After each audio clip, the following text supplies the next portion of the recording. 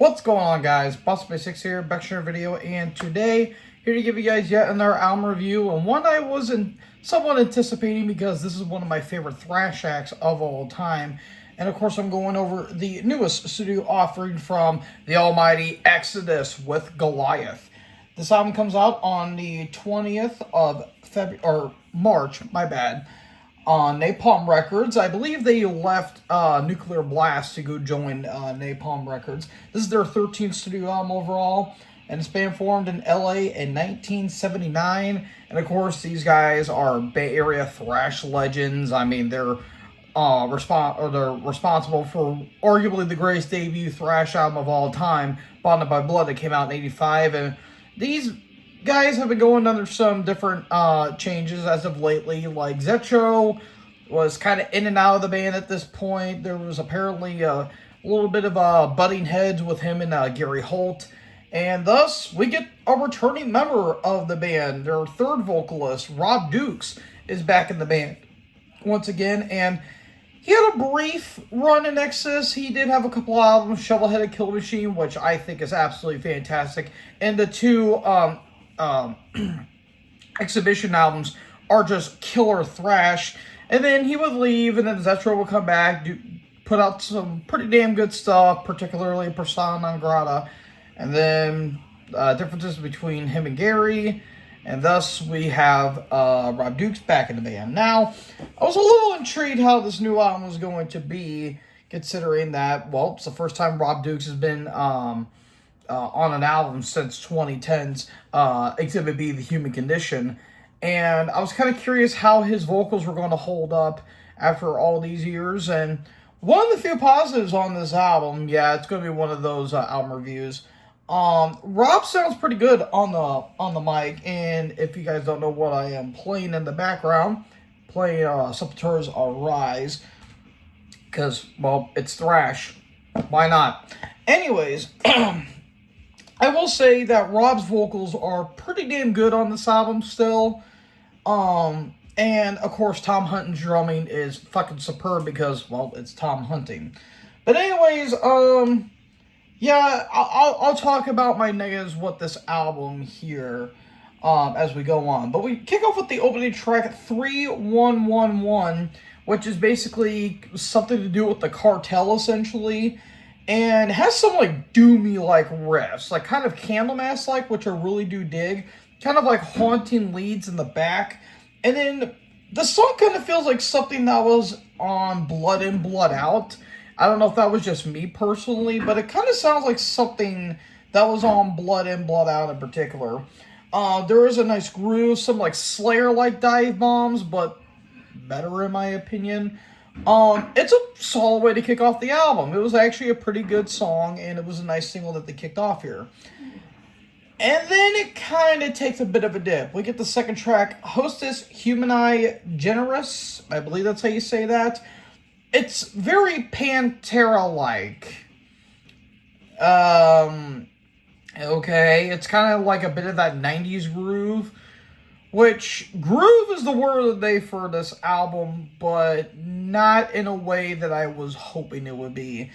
Kind of an odd vocal style for Rob, and like, that's kind of, like, I don't know, it kind of feels like something that it would have been on, like, a Pantera album. Like, I feel like, or a Machine Head album. Like, it kind of feels like something that would have been on those albums instead of an Exodus album. Like, it's like Pantera, but with Exodus-like riffs. I don't know, it's a little bizarre. Then we get to The Changing Me, which features Peter Tägtgren. Not his only time that he was featured on an Exodus album. He was actually featured on, ironically, the last Rob Dukes album. I believe he was on The Sun Is My Destroyer, I believe, on that song, which is fucking killer. Some more Melodeath-like riffs. Like, this feels like a full-on Hypocrisy song more than an Exodus song, and I wouldn't mind that, but the blend of styles don't really mesh for me on this song in particular, because you have a weird, like, odd epic chorus that Rob is trying to do, and it doesn't come off as genuine. It kind of feels a little bit forced, if you ask me. And it just doesn't sound great. Like, it kind of feels a little jarring, to say the least. Then we get to Promise You This. Again, another odd melodic chorus. I don't know why they were doing this. Again, it feels very bizarre that they were having Rob like do these kind of vocal styling.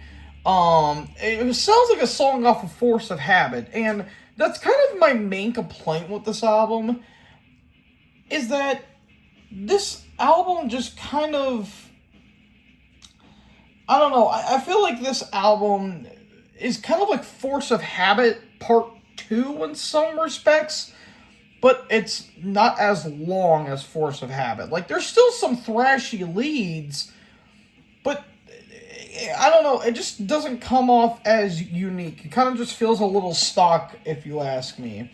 Then we get to, actually, another standout here. We get the title track, which features Katie Jacoby. I don't know who this woman is. She's in some, she's like a violinist, I believe, and some band. I tried to look it up, but I can't remember what it was. Oh, we get a bass intro, which is always nice. It's always nice hearing the bass. I believe Jack Gibson's bass on the Nexus album, because it's just so beefy and all that stuff. And apologies if you hear like clattering going on outside. My dad's working on something. But yeah, we get more doomy parts, which is actually more interesting. Here, like the more doomier kind of stuff they do is actually not bad. I actually kind of like it. There's some atmosphere. I love the violin being thrown in there. There's like some strings. You know, I think it's pretty cool. I think it's a very unique song for them. Yeah, that's another standout to me. Then we get Beyond the Event Horizon, back to thrash. This is where things are starting to pick up a little bit. Cool, chuggy riffs. There's a little bit of a groove thrown in there, but this is more of a thrash song, which is what I came to hear when it comes to Exodus. I did not want to hear Pantera throwaways. Please. You know, the 90s are gone, man. I'm just saying. But anyways, we get to 2 Minutes Hate, which is not even 2 minutes. It's like 4. Way to mislead your audience there. A weird groove. Like, I don't know what the hell this song even was. And that goes for the other track, Violence Works. What the hell is this? Like, seriously, it was like, I don't know what the hell that, like, these two songs were, like, back to back. Like, it feels like helmet throwaways or something like that. Like, I don't know what is going on. It's just so bizarre. Yeah, I don't know what's going on. Like, I legit have no words. Then we get to Summon of the God Unknown. More of the doomy stuff, which I do really appreciate on this album.